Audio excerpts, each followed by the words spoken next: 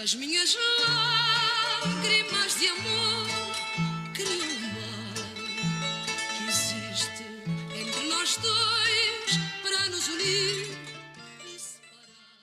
Olá, esse é o podcast Cartas de Rio e Lisboa, 1807 a 1822, um projeto feito com recursos da Secretaria de Cultura e Economia Criativa do Estado do Rio de Janeiro, em comemoração aos 200 anos da independência do Brasil.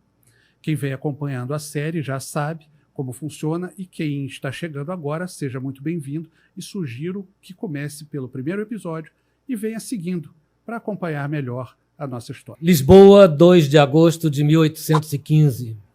Querido Zeca, pensei muito antes de escrever esta resposta e por isso esta carta demorou mais do que as outras.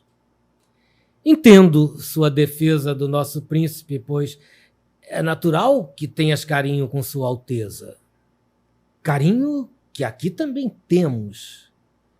Mas não se trata de nenhum capricho, nem de outras nações, nem dos lisboetas. O que ocorre é uma relação de respeito às outras nações e ao próprio reino. Lisboa é ou não a nossa capital? Todos os monarcas de todos os países estão nas suas respectivas capitais. Por que Portugal seria diferente? Estamos aqui sendo governados por um inglês. Os militares estão muito insatisfeitos e têm lá suas razões. Que nação é essa que tem seu exército e seus militares subordinados a outra nação? Eu entendo que tudo está se encaminhando bem aí no Brasil e eu mesmo não reclamo da minha vida por aqui. Mas eu concordo com a maioria daqui que acha que o lugar da família real é na capital e que a capital é Lisboa. Mande lembranças a todos. Um abraço forte do seu irmão, Augusto. Rio de Janeiro, capital do Reino Unido de Portugal, Brasil e Algarves, 20 de dezembro de 1815. Querido Augusto, o cabeçalho desta carta é uma evidente provocação, bem-humorada e sem maldade, apenas para nos lembrar que o futuro é feito de coisas que não podemos nem imaginar. Como você sabe, nosso príncipe elevou o Brasil à condição de reino e, em seguida, criou a união dos 3 reinos, Portugal, Brasil e Algarves, e, por fim, escolheu o Rio de Janeiro como capital deste Reino Unido. Isto resolve, burocraticamente, a questão da família real na capital do reino, tão exigida pelas outras nações, e também pacifica os ânimos por aqui, resfriando temores de possíveis revoltas ou movimentos separatistas que poderiam explodir com a saída da rainha e do príncipe. Porém, não sou nenhum tonto. Sei que a notícia pode ser muito mal recebida por aí, pois a pressão era para a volta imediata do príncipe. Sei também que a decisão inverte a importância de Lisboa e do Rio de Janeiro, o que vai ferir orgulhos. Peço a você, meu irmão, muita calma e moderação neste momento. Evite discussões, evite reuniões comprometedoras e tente manter neutralidade, pois nessas horas de polarização, grandes mudanças, a chance de se posicionar do lado errado é enorme. E como ficou bem claro, é impossível prever o futuro. Todos aqui seguem com saúde e estou tentando confortar a jovem Filipa, que já abre iluminados sorrisos. Constância continua com raros momentos de felicidade, mas se anima na companhia de Afonsinho, que desde pequeno sempre foi atencioso com as vontades da tia, e agora nos projeta muito orgulho e alegria, pois já vai se formar no final do ano que vem. O tempo passa rápido, meu irmão. Chegou aqui uma criança e agora é um homem, praticamente um engenheiro de pontes e calçadas, que a julgar pelo avanço que vivemos aqui terá muito trabalho no futuro. Um abraço do seu irmão querido, José Joaquim. Lisboa, 19 de fevereiro de 1816. Caro José, Lisboa ainda está assimilando essa nova condição de segunda esposa. É coisa da cultura islâmica que conhecemos bem, pois vivemos aqui com os mouros durante algumas centenas de anos e não é estranho a nós essa cultura de várias amadas, apesar de não condizer com a fé em Cristo. Vamos ver como se vai reagir por aqui em relação a esse poliamor da família real. Eu apenas aguardo e observo. Se acho certo ou errado, guardo meu julgamento para mim. Fico feliz com as notícias vindas da saúde e das realizações de Afonsinho, bem como a alegria rápida da jovem viúva, mas nem tanto pela infelicidade de Constância, que não é novidade, mas também não é boa notícia. O que posso lhe dizer é que o povo sabe das coisas. O povo comenta e tem faro apurado para infidelidades. O povo, meu querido irmão, conhece cada movimento, por mais discreto que seja. Que dirá dos movimentos intensos, incautos, escancarados da construção de uma estrutura montada para a traição? O povo, meu irmão, comenta tudo o que acontece no Brasil. E esses arranjos dissimulados podem parecer astutos e prazerosos, mas nunca acabam bem. Não faltam na história príncipes que quiseram abraçar tudo e terminaram sem nada. Do seu irmão Augusto. Rio de Janeiro, 24 de março de 1816. Querido irmão, talvez a notícia já tenha chegado por aí, senão vai o relato em primeira mão. Foi sepultada ontem a nossa Rainha Maria, que morreu no dia 20 de março. Tudo muito triste. Assim que ocorreu, a notícia se espalhou feito fogo na pólvora, e o povo todo acorreu para o palácio, onde uma sala foi transformada em câmara ardente e o cadáver ficou coberto com um manto vermelho. Não havia cheiro nenhum e a defunta parecia sorridente, ao contrário de Dom João, que chorava comoventemente agarrado à mão da mãe. Os netos, Dom Pedro e Dom Miguel, acompanharam o pai e Dona Carlota fez o mesmo. O povo acompanhou grande parte da cerimônia e pôde dar adeus à nossa rainha piedosa. José Joaquim. Rio de Janeiro, 20 de abril de 1816. Querido Augusto, sua carta me deixou um pouco confuso. Às vezes não é fácil compreender do que se está falando quando os assuntos são tão misturados, quer dizer, política, negócios, família, religião. Precisamos deixar claro, cada coisa em seu lugar, pois sei que, além das cartas que trocamos, também recebemos informações de outras pessoas e, como você bem disse, o povo fala. Melhor dizendo, o povo fala demais. Às vezes fala sem saber, às vezes fala para se gabar e aumenta as coisas. Nas questões de família, por exemplo, muito se comenta que o Aristides Vilas Boas sai sorrateiro pelas noites para se entregar a rapazolas no Cais do Porto. Homem casado, com mulher, com filhos. Sai para se dedicar à pederastia, sem preservar a imagem de si e nem dos familiares. Há por cá frequentadores assíduos de lupanares, mas também os há por aí. Porém, há coisas ditas que são mentiras aleivosas de gente invejosa, ou por insatisfação pessoal, ou por ter coração maldoso. Eu tenho um cargo por aqui que me rende bem em dinheiro, rende boas amizades, mas também tenho, a contrapeso, um grupo de insatisfeitos que, por conta de uma multa legítima ou fiscalização correta, gostariam de me ver pelas costas. E não mediriam palavras para me maldizer por toda parte com mentiras deslavadas. Não tenho torpeza. Não sou perfeito, porque perfeição só se encontra nos santos. Procuro levar vida honesta e virtuosa. Tenho aqui comigo minhas responsabilidades com Constância e Afonsinho, que para mim é como um filho, e não creio ter faltado com os meus deveres.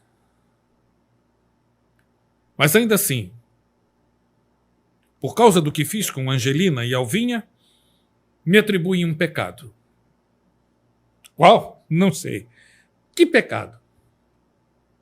Deveria eu vender as duas para um tirano? A jovenzinha e a mãe? Ora, porque sou caridoso, falam horrores.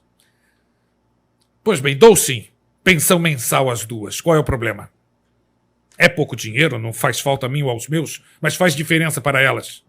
Ajudaram-me quando estava sozinho e lhes tenho gratidão. O mesmo se dá com Filipa. A jovem alentejana perdeu o marido e teve uma criança. O que devo fazer? Expulsá-la com a menina? Sobrecarregar a coitada em luto com o trabalho diário e ainda o trato com a filha órfã? Somente porque é jovem e bela e porque não tem marido, o povo fala. Não sou homem de deixar de fazer o que acho certo por conta da língua do povo. Que cuide da criança. Arranjaremos outra negra para lida. Posso dispor, tenho meios. Quando puder voltar ao trabalho, que volte. Por ora, é somente caridade cristã. Também mencionam que Constância não engravidou mais. Ora, o que se quer dizer com isso? O povo fala muito onde não há nada. Por isso, é bom separar as coisas e falar tudo claro, sem duplo sentido. Por aqui continua o luto pela rainha, que era muito querida. Os cariocas gostavam muito de Sua Majestade, assim como gostam de Dom João, e a tristeza de nosso novo rei transbordou em todos. Mas não pense que o rei está deprimido. Chegou por aqui um grupo enorme de artistas e técnicos franceses. Agora que não há guerra, podemos de novo renovar laços de paz com os franceses. Vieram, pelo que eu entendi, por uma contratação de Dom João por intermédio do Marquês de Marialva em Paris, para trazer arte e beleza para cá. É um número grande de pintores, escultores, carpinteiros, sei lá mais o quê. Vamos ver se trazem de volta a alegria deste lugar enlutado. Do seu irmão Zeca. Lisboa, 12 de junho de 1816. Querido Zeca, não inquiete a mente com coisas que se falam. Faça o que é correto e pronto. De minha parte, não julgo e nem quero saber de informações que não são da minha conta e que não afetam minha vida. Coisas da coroa me interessam, pois o destino de Portugal depende de decisões tomadas por aí. Portugal está em trégua com Dom João. Todos estão vendo o risco que se corre no Brasil por conta das províncias espanholas. Avalio que foi um golpe de sorte e me pergunto se Dom João elevou o Brasil à condição de reino para resfriar possíveis secessões. Até mesmo a morte da rainha, que Deus a tenha, pode ter sido favorável ao consolidar o reino de direito de fato em Dom João. Sei que por aqui são poucas as notícias sobre o falecimento da rainha. E nada se fala oficialmente. Tudo o que se sabe são informações de correspondências que vêm daí. Parece que se quer evitar agitações e manter um grau de normalidade. O que há de fora do normal é que estamos chegando em julho e as temperaturas não sobem. Todas as colheitas estão atrasadas e a safra promete ser péssima. Felizmente, meus silos estão até o teto. Cuide bem de Afonsinho, especialmente agora com a presença desses franceses. Nunca se sabe que tipo de influência podem exercer no rapaz. Cordiais saudações. Augusto. Rio de Janeiro, 10 de agosto de 1816. Querido Augusto, é dessas coisas que eu falo quando se reclama de nossa coroa. Notícias chegaram que os espanhóis perderam sua província do Rio da Prata. Declarou-se independente desde 9 de julho e se chama agora Províncias Unidas do Rio da Prata, uma espécie de Estados Unidos. É o resultado de uma coroa fraca, salpicada de ideias liberais, sem um monarca a unir isso tudo, a América Espanhola vai se partir em 1000 pedaços. O mesmo só não ocorrerá por aqui porque temos um rei presente. No dia que dermos ouvidos a esses liberais, Brasil e Portugal se quebram. Sobre Afonsinho. Ele está trabalhando com um arquiteto francês, um tal de Montigny, que gostou dos projetos e desenhos do nosso rapaz. Os franceses estão criando aqui uma escola de artes e ofícios, e ele está aprendendo a arte da estereotomia. Eu confesso que eu não sabia que estereotomia é o estudo das pedras para uso estrutural e na arquitetura. Nem que tal coisa existia e tinha nome, mas enfim. Se tiver serventia para o jovem Afonso, então está ótimo. De preocupante, apenas o fato de ser um grupo grande de franceses de ideias liberais demais para o meu gosto. Se reúnem em festas, não são religiosos e temo que possam degenerar nosso rapaz. Mas não há o que fazer. É preciso ceder à marcha do tempo que nem sempre se apresenta como queremos. Adaptação. Esta é a palavra que define a vida. Essa será a palavra do futuro. Um abraço de seu irmão, José. Lisboa, 2 de setembro de 1816. Querido Zeca, não posso comemorar, porque entendo que minha sorte dependeu de algo que atingiu profundamente as outras pessoas. Ocorre que esse ano será conhecido no futuro como o ano em que não houve verão. Uma catástrofe climática sem precedentes que os religiosos atribuem a Deus e os liberais atribuem a uma erupção vulcânica na Indonésia no ano passado. Fato é que ninguém colheu nada no hemisfério norte e nevou durante o verão em lugares onde o Canadá e os Estados Unidos costumavam colher seus grãos sob o sol. Os preços dispararam e os contratos de colheita não puderam ser executados porque simplesmente não existem os grãos. Meus silos viraram cofres, o valor quintuplicou e vendi tudo. Assim que fizer a liquidação financeira da operação, eu vou te mandar a tua parte do lucro, pois me financiou no momento em que eu fiz a loucura de gastar o dinheiro em silos, quando todos negociavam contratos. A alegria só não é maior, pois sei que muitos passaram fome e que o mundo continua frágil em relação à comida. Espero que isso sirva de lição para os governantes poderosos, para no futuro se preocuparem com a fome. Até agora, não se falou oficialmente sobre a morte de Dona Maria. Isto já chega a ser desrespeitoso com nossa rainha. Abraços de seu irmão Augusto. Gente, muita coisa acontecendo nesse episódio. O que acontece aí de mais importante do que tudo? Reino Unido de Portugal, Brasil e Algarves. Primeiro, o que é Algarves? Algarves é um reino ali no sul de Portugal que ganha essa relevância por uma questão de tradição, né? Mas, na verdade, funcionava lá junto com Portugal. É o mesmo território. Hoje é o território único de Portugal e tem a parte de Algarves. E Brasil. Bom, Brasil, a gente sabe, muito maior do que Portugal, é isso que nós temos aqui, o nosso querido Brasil, nossa potência, né? Está bem explicado no episódio, eles contam o que aconteceu, atender às exigências das monarquias europeias, mas também tem uma questão muito importante aí, que é manter a unidade do Brasil em meio a tantos movimentos separatistas que tinham na época.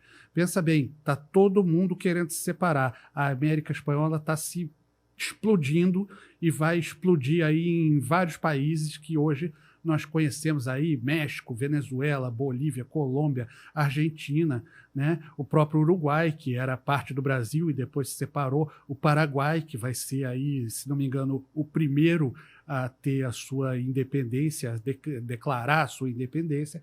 Então, assim, existia um risco enorme do Brasil ficar um Estado separado, um Estado diferente do que nós conhecemos hoje. Porque é muito lógico.